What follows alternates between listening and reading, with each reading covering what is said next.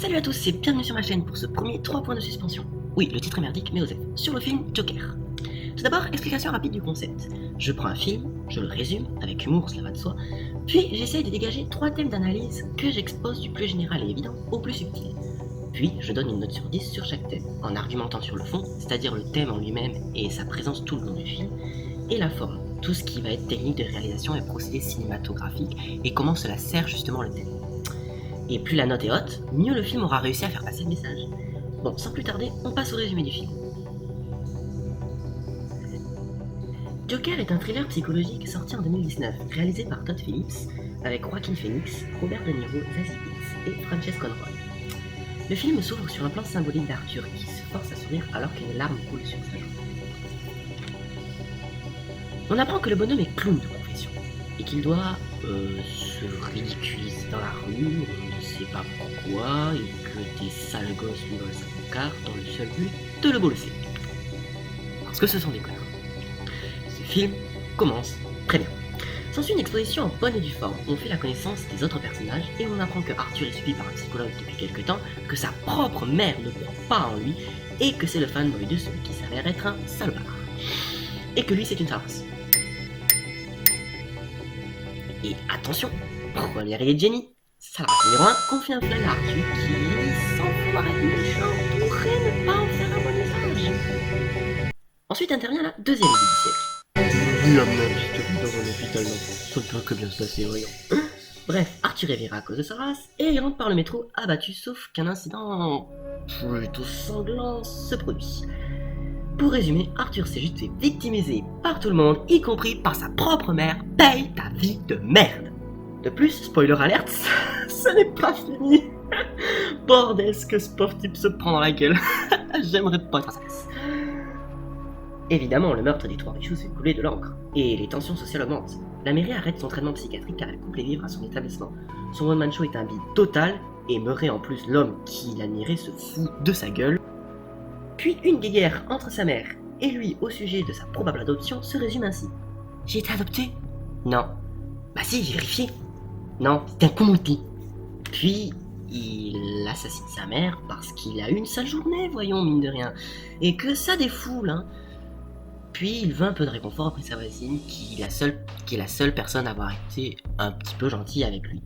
Mais pas de bol, même ça c'était pas réel. Et à ce moment-là, on peut dire que Arthur pète un câble. Idée du siècle numéro 3, Murray invite Arthur dans son émission, parce qu'il s'est pas assez foutu de sa gueule, et que ce serait hilarant de se fendre la poire aux dépens de son invité. Preuve qu'il le prend vraiment pour le dernier des abrutis. Ensuite, il assassine sauvagement sa race numéro 1, mais laisse partir Gary. Alors que la grogne monte et que 2 policiers se sont passés à tabac, Arthur, tout content d'avoir foutu merde, arrive sur le plateau de l'émission et lui demande d'être présenté comme sous le nom du Joker. Le climax est à son comble. Arthur, le pro de l'ambiance au poire dans son cité, finit par tuer Murray en criant « T'as ce que tu mérites, enculé !» Et c'est pas moi qui vais le contredire. Arthur est arrêté, mais il a concrètement l'air de s'en battre les couilles, car il sera libéré par des manifestants à peine 2 minutes plus tard. Et le film s'achève sur ce plan. La boucle est bouclée et Arthur sourit, mais plus aucune larme cette fois ne barre son visage. C'est un sourire de triomphe. S'en suivent 2 autres scènes qui auront fait se poser beaucoup de questions aux spectateurs et qui alimentent les théories les plus folles, mais ce n'est pas l'objet de cette vidéo. Voilà comment Arthur Fleck est devenu prince du crime à Gotham City. Passons au premier point. Bon. Je demande pardon d'avance à tous les fans de DC Comics, mais je ne suis pas un fan de Batman. Aussi, l'idée d'un film sur l'antagoniste le plus emblématique de l'homme chauve-souris m'emballait moyennement. Pourtant, ce fut baladé émotionnellement quand je suis sorti de la salle de cinéma. La réinvention du clown psychopathe m'a complètement conquis.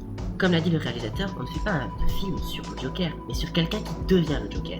Et c'est cette optique qui rend justement le film accessible, même aux néophytes de l'univers. Quant aux fans, ils n'ont pas à s'inquiéter, car l'univers de DC Comics est quand même bien ancré dans le film grâce à de multiples éléments comme le fait que ça se passe à Gotham City, l'entreprise Wayne ou encore l'asile d'Arkham. Alors évidemment, on ne compte plus le nombre de réinventions des origines du Joker, que ce soit dans les comics ou dans d'autres films. Mais ce qui fait que Joker tire son épingle du jeu, c'est la dimension psychologique rajoutée dans le film. Arthur, c'est un mec qui en a reçu des droits dans sa vie.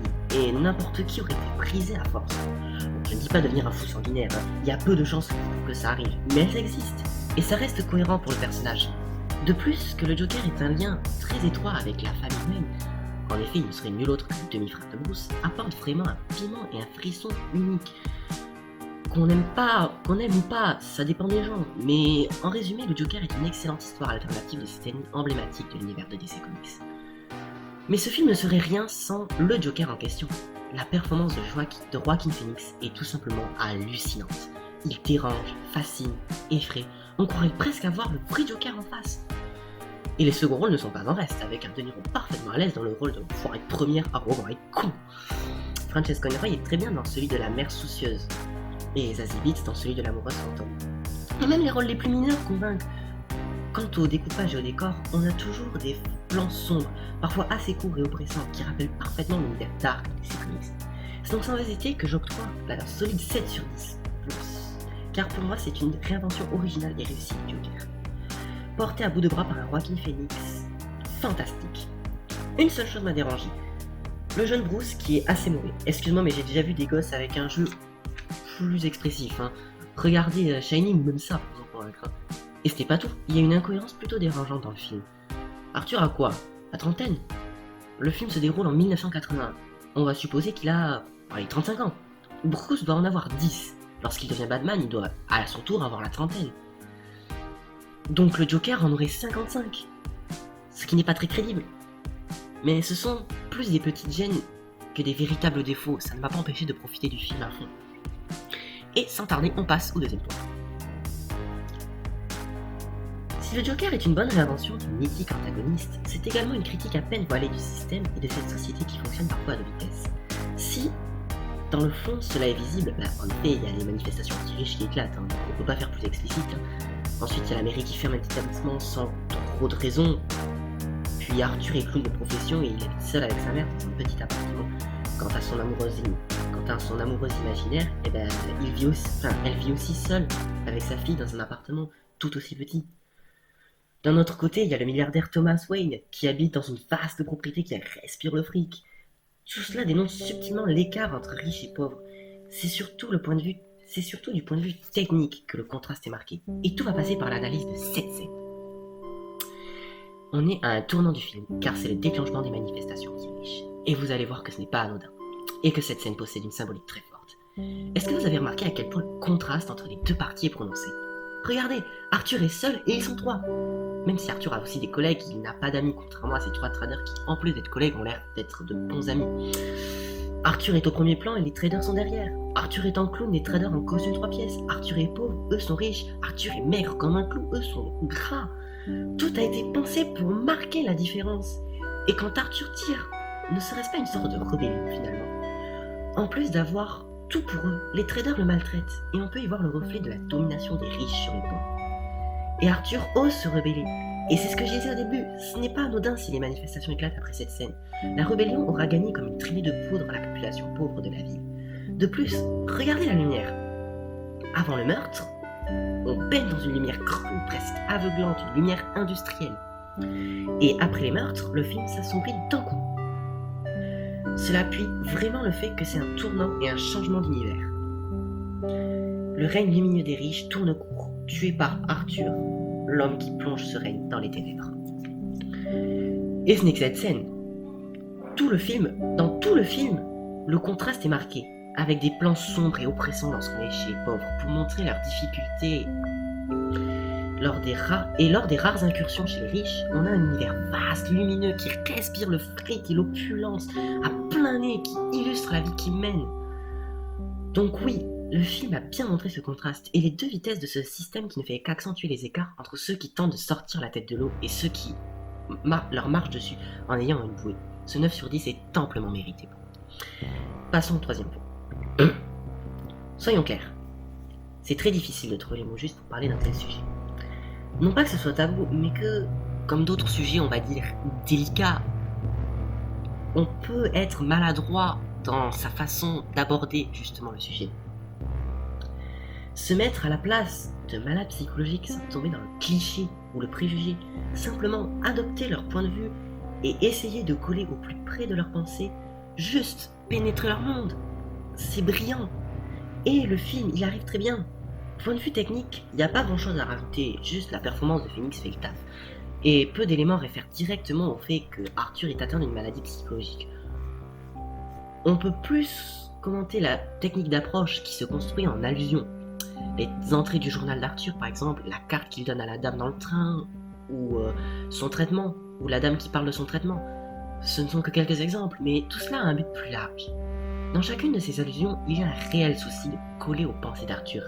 Et a priori, une personne atteinte de maladie psychologique, même si on apprend par la suite qu'en fait c'est une maladie inventée. On plonge quand même pendant un bref instant, on plonge quand même dans cet univers et c'est vraiment très bien fait. Donc, prenons l'exemple de la carte. Lorsqu'Arthur la donne à la dame, il est pris d'un fou rire incontrôlable. Et la petite carte, justement, explique pourquoi il rigole et pourquoi cela peut sembler bizarre. C'est quelque chose de très significatif. Et la réaction de la dame l'est encore plus. Même en étant au courant qu'il n'est pas normal, elle ne fait pas preuve d'empathie, de compréhension et renforce l'isolement d'Arthur. Et c'est justement ce qui illustre cette phrase du journal d'Arthur. Le problème quand tu es malade, c'est que les gens veulent que tu te comportes comme si tout allait bien, avec un petit bonhomme qui sourit. Nous sommes au cœur des pensées d'Arthur et on subit de plein fouet l'incompréhension des gens normaux. Bref, le film a vraiment voulu coller au plus près de ce monde, sans tomber dans le préjugé, sans tomber dans le cliché. Simplement prendre les yeux, prendre un autre point de vue. C'est signe qu'on a tout compris et le film y est arrivé avec brio. Et c'est un 9 sur 10 qui est amplement mérité, car c'est un sujet assez délicat mais qui est pourtant traité très très bien. Car le sujet est posé et traité avec justesse et brio. Voilà, j'espère que cette vidéo t'a plu, n'hésite pas à t'abonner, à mettre un pouce vert. On se retrouve bientôt pour une prochaine vidéo. A plus!